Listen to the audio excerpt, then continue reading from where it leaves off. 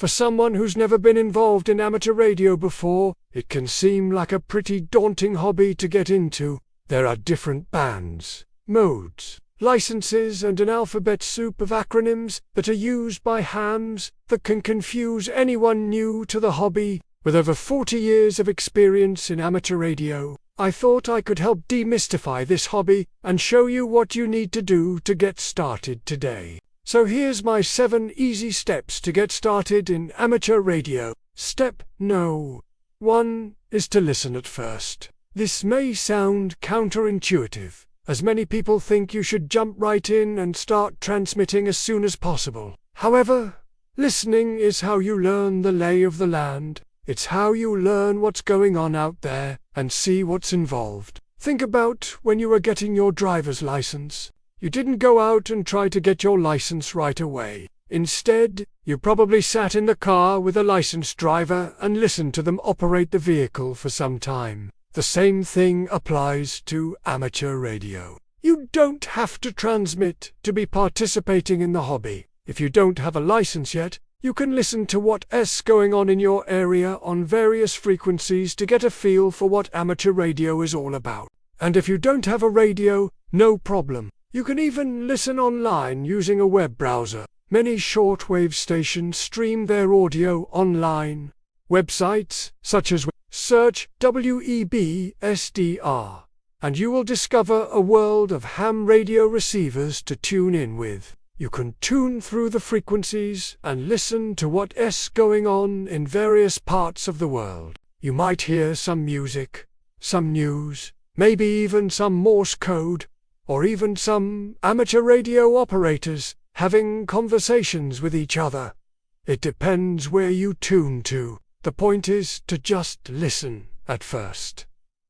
Step number 2 is to get a scanner. A scanner is a radio that can automatically scan multiple frequencies, so you can listen in to what's going on in your area. A good place to start is with a basic scanner that covers the amateur radio band. These usually cost between £50 and £300, depending on features. Getting a scanner is a great way to familiarize yourself with local repeaters and other stations that might be operating in your area. For example, I have a scanner on my desk that's programmed to monitor the local repeater. Anytime they're having a conversation, I can listen in. It also scans several other frequencies in the area, and I can listen to those as well. My favorite scanner is the BC898T scanner made by you. While it's technically a general coverage receiver, it also has the ability to receive weather frequencies, and it can receive FM radio broadcasts. Step 3 is to buy a shortwave portable. Once you've had a chance to listen on a scanner and see what's going on in your area, it's time to take the next step and purchase a shortwave portable. A good one to start with would be a Texan PL310 or PL600. These are small, affordable radios that will allow you to tune the shortwave bands as well as the AM and FM broadcast bands. With these radios, you can listen to international shortwave broadcasters, local AM and FM stations, as well as local amateur repeaters. Step 4 is to study for and take the foundation class license exam. In my opinion, getting your license should not be a barrier to entry in the hobby. The foundation class license is the entry-level license in the United Kingdom. Most countries have something similar. Once you have your license, you can legally transmit on various bands, but always be respectful of other people on the air. After getting your license, you'll want to move on to higher class licenses, which will allow you to operate on more bands and under more favorable conditions. As far as studying goes, you really should look at getting a book such as the Foundation License Now from the RSGB. Another website that I recommend checking out is ofcom.org, UK, where you can download various documents that explain the various classes of licenses. Step 5 is to pick out your first transceiver. Now that you have your license, it's time to pick out your first transceiver. When choosing a radio, consider what modes you want to use. HF, VHF, HF, And how much power do you need? Do you want a handheld, a mobile, or a base station? What's your budget? There are lots of things to consider when buying your first radio. If you want to stick with voice modes only, a Yaesu FT70D is a good choice. It's an entry-level radio that can be used on various bands and allows you to transmit on FM and fusion modes. If you want a more advanced radio, then look no further than the Anytone 878.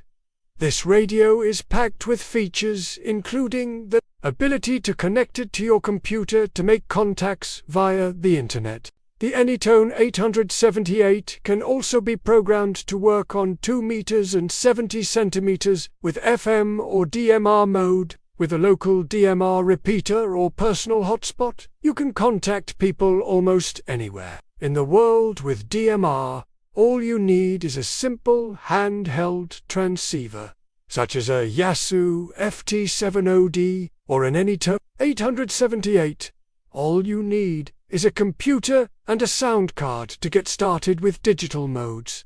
Just connect your headset and download some software to your computer and you're ready to go. You can also use a digital voice mode called D-Star to access repeaters without a separate radio. To use D-Star, you need to have a D-Star hotspot, such as the N1. A hotspot is basically a device that connects your radio to the internet and allows you to make digital voice contacts around the world. With a hotspot, you can connect to repeaters around the world, as long as you have an internet connection. Speaking of hotspots, another type of hotspot that I'm a big fan of is the Wi-Fi hotspot. And finally, step 7 is to start working HF. HF, or high-frequency radio, is the most fun way to make contacts around the world. The HF bands are full of surprises, and there's nothing like making a long-distance contact on a clear channel. But where to start? If you have a decent HF transceiver, then you can get started right away. Pick up an antenna tuner and a length of coax cable and you're ready to make contacts. I suggest starting out on the 40-meter band as it's the easiest band to get into. If you don't have an antenna tuner, then you can get one online at DX Engineering. They have several models to choose from, including one that can handle up to 1500 watts of power. If you enjoyed this video, please give it a thumbs up and share it with others. Also be sure to subscribe to my channel for more great videos about amateur radio and technology. Thanks for watching. Until next time, 73 de Heocho, or 7 de